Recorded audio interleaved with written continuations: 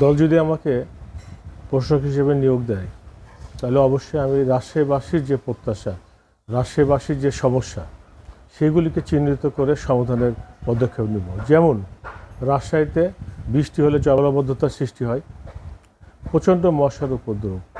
এখানে রাজশাহী শহরকে পরিচ্ছন্ন নগরী হিসাবে গড়ে তোলা, যেমন স্কুল, কলেজ, বিশ্ববিদ্যালয়, মেডিকেল কলেজ, রাজশাহী ইউনিভার্সিটি, এইসব জায়গাকে পরিষ্কার অভিযান পরিচালনা করা, যার মাধ্যমে এবং মেডিসিন দিয়ে মশাকে নিয়ন্ত্রণ করা।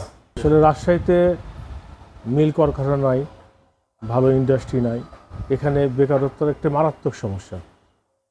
তা আমরা যদি আমাকে দল দায়িত্ব দেয় তবে আমি অবশ্যই যারা উদ্যোক্তা আছে তাদের মাধ্যমে এই সমস্যার সমাধানের আপ্রাণ চেষ্টা করব।